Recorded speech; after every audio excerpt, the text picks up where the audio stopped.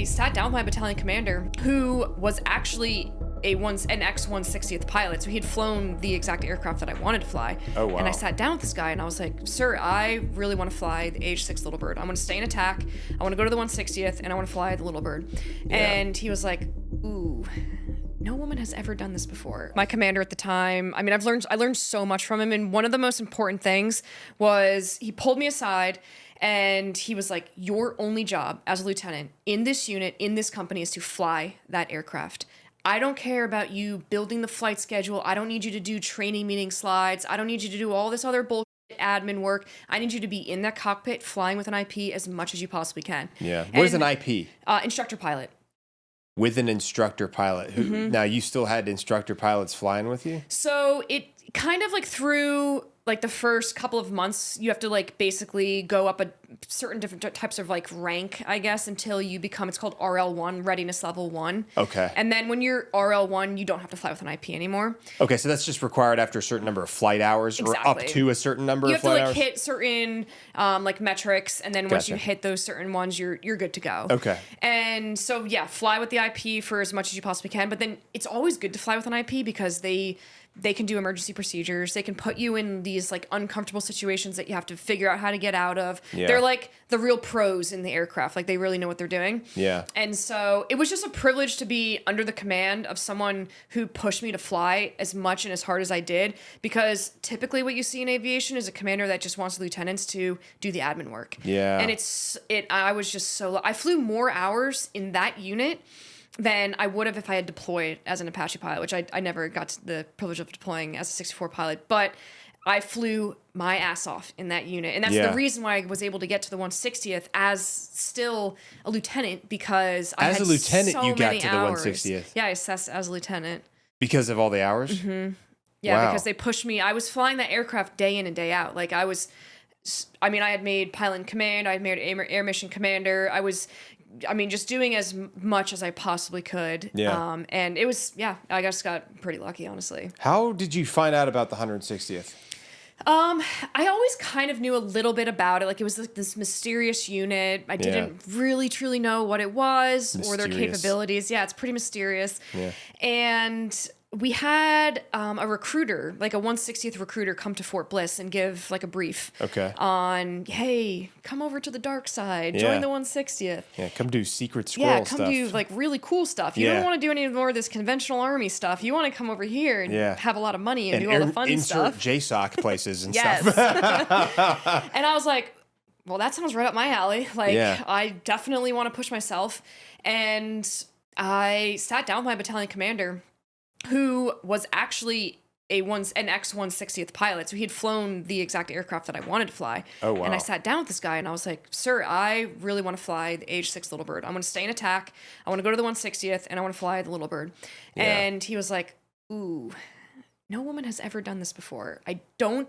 He was like, you can do it. Like, don't get me wrong, go for the assessment, but don't have your hopes up because no woman has ever favorably assessed for this airframe.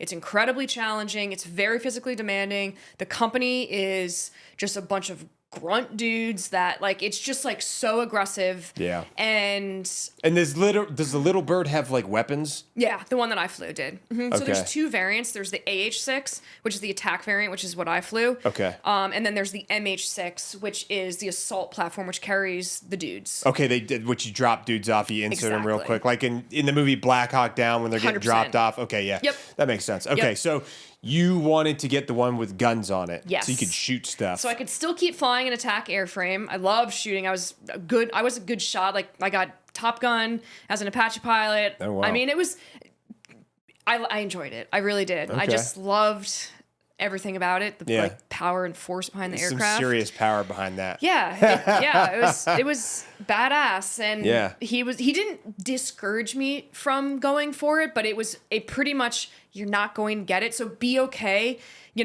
going to the 160th if they decide that they want you to fly with them, flying Chinooks or Blackhawks. Yeah. So you will lose the opportunity to fly this helicopter that you've wanted to fly for so long. Yeah. So if you do assess, just know that the likeliness of you getting the AH-6 is maybe 0.5%. When did you know you wanted to fly that airframe? When I found out how hard it was to get. Okay, so you were already an Apache pilot for a little bit, and then somebody, like, was it the 160th like recruiter guy that brought up that bird? Yeah, I mean, I knew of the little bird. I had done, so when I was flying the 64, the Apache, we went out to Texas, to some other place in Texas, and it's called a flight lead eval. Okay. And it's all based from the 160th, and basically they're just doing a training exercise in order to qualify someone as a flight lead. And we came in as Apache pilots, and we're just extra support, basically, to kind of like tie into the stack. Yeah. And I was like a lieutenant at the time. I was just so eager to learn and to understand what was going on. And I saw one of the little birds in the hangars, and I was like, what's that? I like that helicopter. Oh, that it piqued looks your interest freaking seeing cool. it, Yeah. Okay. And so I just kind of networked while I was there, talked to as many people as I possibly could, learned whatever I could. I wanted to, prove to them, even though I was still an Apache pilot, like, hey, I'm very, very interested in what you guys are doing. Like this, I saw the professionalism in that unit from an outside perspective, and I was blown away. From everything from their time cards to their execution to literally hitting the target plus or minus 30 seconds in training, I was enamored. Yeah. And it was so different than what we did in 64. Like, honestly, flying that aircraft, like our lead up and mission briefs and everything so sloppy compared to what they did in the 160th. And I just love the professionalism of it all. Yeah. And so that was like one of the ways I learned about the little bird and was just drawn to it at that point. And when did you actually, like, how do you get into the 160th? You apply and you just try out? Yeah, kind of. You drop a packet. Okay. And then they decide through, just doing a packet evaluation, whether or not you are qualified at that point. You basically have to have at least 500 flight hours. You have to be pilot in command. You have to be an air mission commander. You have to like certain amount of goggle hours. So there's night flying and stuff. That makes mm-hmm. sense. Yeah. So there are certain, initial qualifications straight up that you have to meet. And then, if they're like, hey, yeah, come for the assessment, it's a week-long assessment process. That is a week of hell. And that is where they really, really test you. Yeah. Do they keep that kind of secretive? It's pretty secretive. Okay. Yeah, definitely. I mean, it's one of those things where if anyone ever wants to go to the 160th, just know during that assessment, do not quit.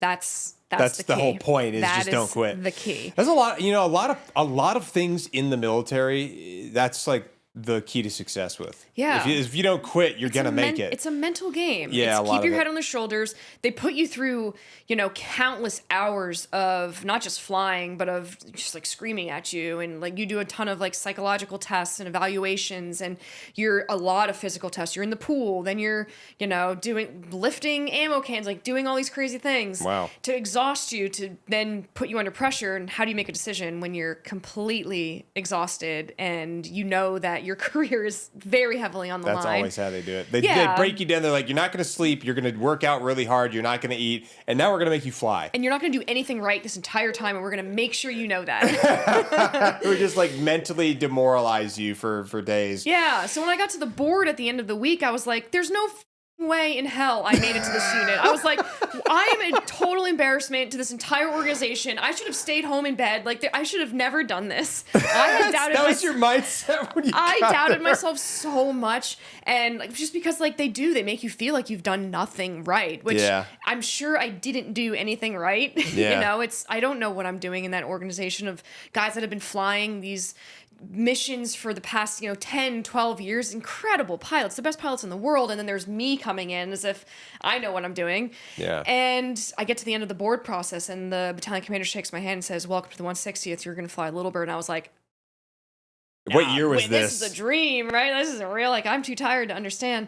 That was end of 2017 into 2018. No kidding. Yeah. Wow. Yeah. Man, I was in Hawaii still at that time. That was a very different, my life was very different compared to the things that were happening in your life. That's very interesting to hear that. So in 2017, you got accepted as the first female, the first woman to be able to pilot the Little Bird. And what was the AH-6. AH-6? Yep. Mm-hmm.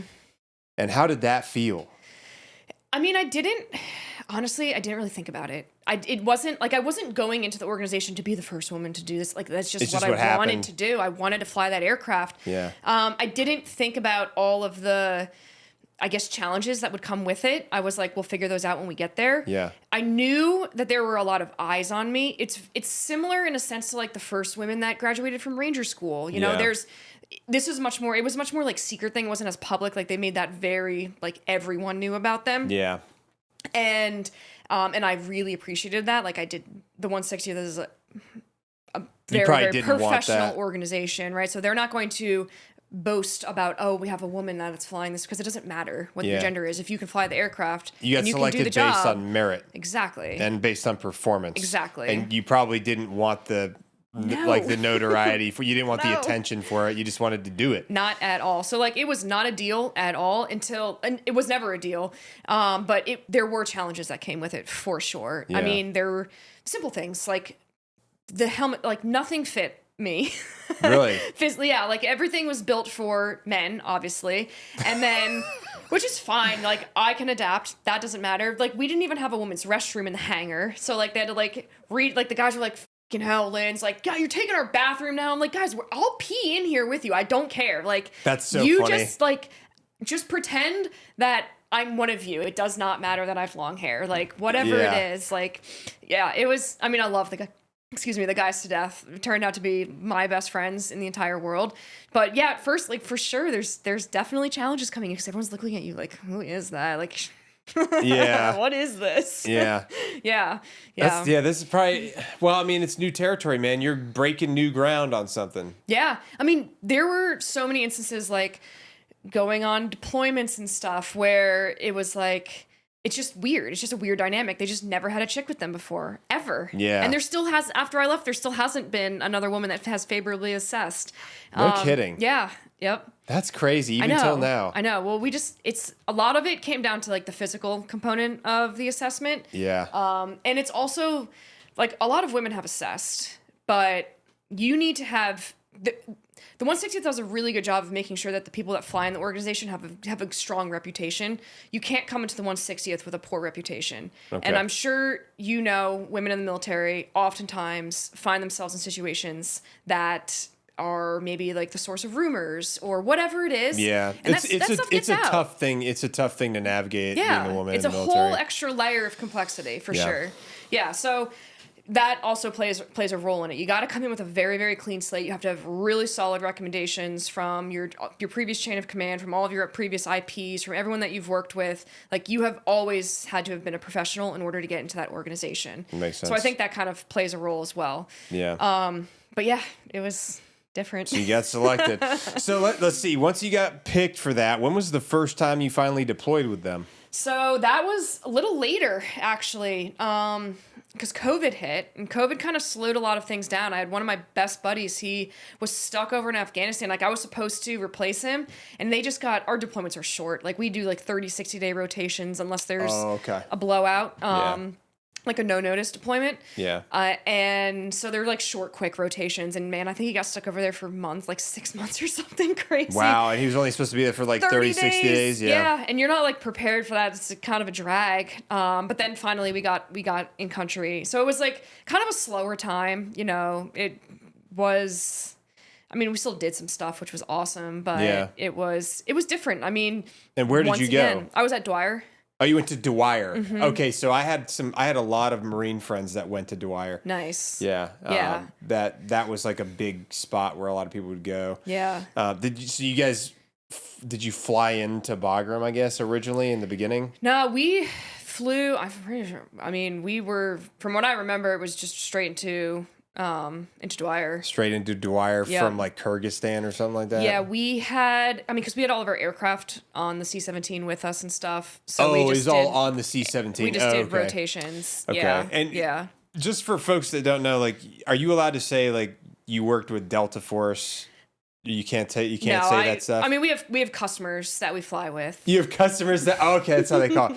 Well, I think the 160th is known for being the folks that fly around some extremely tier one assets. Tier one assets is how you guys refer to them. Mm-hmm. Okay, so you can interpret that however you want. If you look at the movie Black Hawk Down, for example, all of the guys that were flying around, the little birds that were flying around, the Delta Force operators in Mogadishu were 160th dudes.